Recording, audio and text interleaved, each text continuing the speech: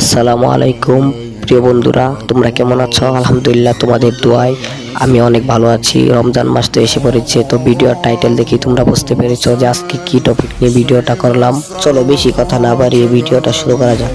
তো আমরা হাঁটতে হাঁটতে চলে গেলাম সেই মসজিদে, যে মসজিদে আজকে জিলাপি দেওয়া হবে।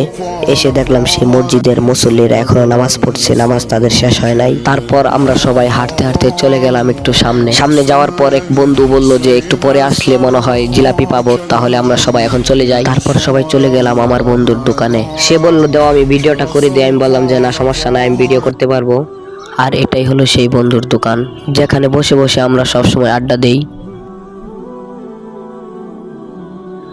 তারপর অনেক সময় আড্ডা দেওয়ার পর কথা বলতে বলতে সবাই হাসাহাসি করছিলেন। আর যেহেতু রমজান মাস, তাই সবার মনের ভিতরে একটা আনন্দ ফুর্তি লাগছিলেন, যেহেতু 1 বছর পর সেই আবার রমজানটা আমরা ফিরে পেয়েছি। আর কিছু মানুষ আছে যে রোজা রাখে না, তাই তারা রমজান মাসের আনন্দ কিভাবে বুঝবে বলেন?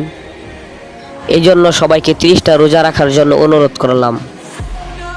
আমার বন্ধুরা অনেক হাসি খুশি ছিলেন, যেহেতু আজকে প্রথম তারাবি ছিল। আর যেহেতু আমরা মুসলিম পরিবারে জন্মগ্রহণ করেছি, তাই এই বছরই আমাদের শেষ রমজান হতে পারে। তারপর বসে গল্প করতে করতে অনেকক্ষণ পরে মসজিদে জিলাপি দেওয়া হলো। আর প্রথম রমজানের প্রথম তারাবির জিলাপি পেয়ে আমার বন্ধু অনেক খুশি হলো। আর জিলাপি খাওয়ার সময় একটু আনন্দ উপভোগ করছিলেন। তখন আমি বললাম, কিরে তুই একাই খাবি, আমাকে কি একটু দিবি না? তখন সে বলল, বন্ধু তোর জন্যই তো নিয়ে আসছি। তার থেকে জিলাপি নেওয়ার পর আমি একটু মিষ্টি মুখ করলাম। সত্যি বলতে তখন সেই মুহূর্তটা অনেক ভালো লাগছিল। আর সবাই দোয়া করবেন আমার একটু ঠান্ডা কাশি, তাই বয়স সুন্দর হয়নি।